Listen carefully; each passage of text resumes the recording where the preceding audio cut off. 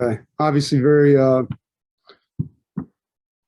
emotional, disappointed. Got to give Miami credit, and we didn't make the plays we needed to make that we've been making. We helped them some key moments.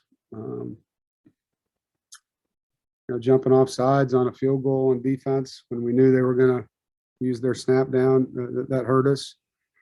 And then we just had some really good players just not make the plays that they're accustomed to making. And obviously, it comes down to one possession like that. You got to make one more play than they do.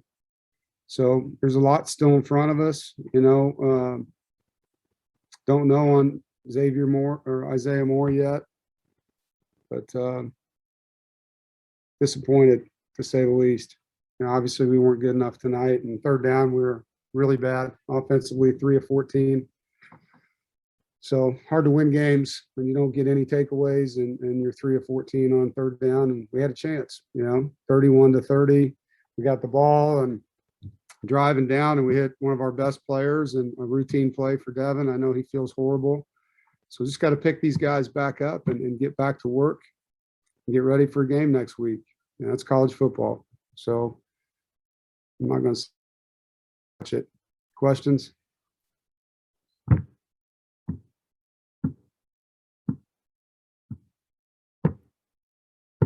That it? Go ahead, Jonas. Coach, how big was the momentum swing? Anthony Smith comes down and makes the play, gets the fumble recovery, then they overturn it. You guys coming out, everybody was so excited, and they overturn. How big was that momentum change? Yeah, it was a crazy play. I mean, it was a great effort play by Anthony, forcing the fumble, and then unfortunately his helmet comes off and the ball bounces out again, and pretty impossible for a guy to stop playing probably when you see a ball like that. That's the rule. And so an unfortunate chain of events right there, because that was obviously a huge momentum swing our way if his helmet stays on. Go ahead, Corey.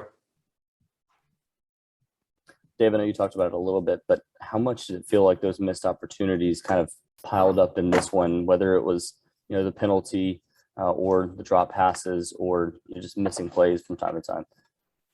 Well, to win games like you've seen us this year, you've got to make plays at key moments, and we didn't. So, yeah, they do mount up, and it just takes one. I mean, it takes one of those plays, and things change, whether it's the Anthony Smith fumble or, the crossing route to Devin Carter. I mean, there's a myriad of plays in there, 3rd and 16 right there at the end. We give up a completion, and we thought they were going to run the football right there. Obviously, they didn't, and we didn't do a good enough job in coverage. So there's lots of plays within that game that could change it the other way and didn't. Thanks, Dave. Go ahead, David. Yeah, Coach, was it just one of those nights where it just felt like things weren't going your way, or what was going on? Well, I mean, they're a good football team. They've been in a bunch of one-possession games, and we didn't make the plays that we needed to make to win the game. I mean, it's pretty simple.